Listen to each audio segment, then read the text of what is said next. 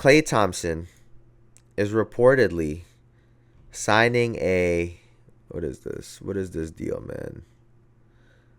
What is the fucking deal? I think it's a 3-year. Is it a 3-year, $50 million contract? Like he took a pay cut and got further away from the Warriors. And yeah, $16 million a year. What a dog. Like, what a great deal for Dallas. They get rid of Tim Hardaway. Right? They just got rid of Tim Hardaway Jr. And you get the ultimate upgrade. You get a better shooter and an infinitely better defender. Klay Thompson's worst year is Tim Hardaway Jr.'s fucking best year. Last year was a down year for Klay Thompson. 18 points per game. This is a 20 point per game scorer in our league. 37 in a quarter, 9 dribble, whatever the fuck it was. He went to Dallas, bro. And listen, I get that I was talking about a playmaker, but this puts less pressure on PJ Washington to go out there and hit shots. And I think now this puts PJ, and I was talking about it. He needs to work on his game off of the bounce. I don't know why I just fucking buffered right there. But he needs to work on his off the bounce game. If he can work on getting to the basket, using his size to get layups, draw fouls, post up a little bit.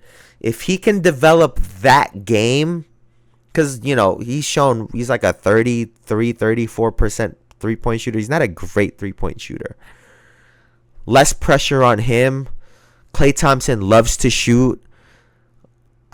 Man. That's tough. I hear all he went 0 for 10 in a game to go to the play. It don't fucking matter. This is Klay Thompson. And clearly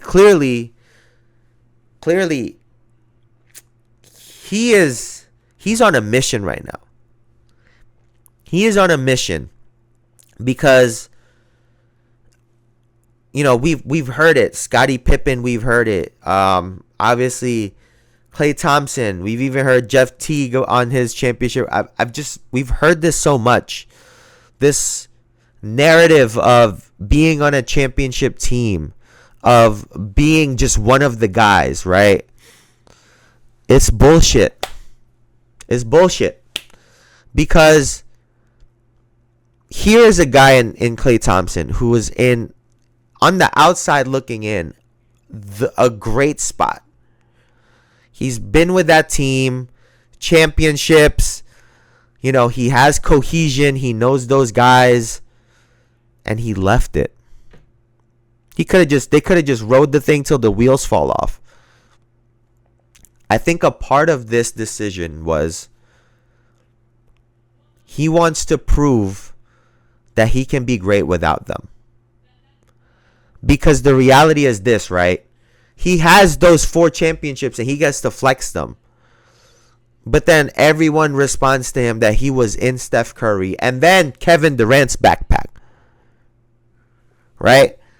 So you can't win. You can't win because now they discredit you. You weren't able to show what it would look like if you were in a different situation. And now he wants to go prove that he can win without them and that he's great without them. So how great is that championship experience really? Let's talk about it. If there's players, Scottie Pippen talked about that shit that he had to deal with. All these guys, it's not just, rainbows and sunshine over there. Right? Clearly, something happens to certain role players, or not, he's not a role player, but secondary guys where you could call it jealousy. Maybe they don't feel like they don't get the credit that they deserve. They weren't able to maximize themselves. And now we get a driven Klay Thompson on a team that just got bounced out of the NBA Finals. Championship pedigree. I mean, now you get him with Kyrie Irving, two guys that were at battle year after year. I mean, I can't wait to hear what they have to say about each other. And I could only imagine. I wish I could be a fly on the wall when they're talking shit about those championship runs. And for me, the question is, because we haven't seen it, right? How will Klay Thompson operate in an offense that isn't built around what he does well, right? The offense in Golden State Warriors was built around him and Steph Curry, right? We can't deny the Klay Thompson factor. The screens he comes off of, the plays that they have for him, situationals, where he's supposed to go immediately. How will he react in a different situation, right? He now has to play with a ball-dominant player in Luka Doncic. And, second in line is obviously Kyrie Irving. So, I know he's obviously dealt with this before, right? With Steph and Kevin Durant, but they weren't ball-dominant players. So, we'll see what happens moving forward, man. But I think it's definitely an upgrade to what they had. But we'll see what they're able to add moving forward. Wow, I can't believe they were able to pick him up.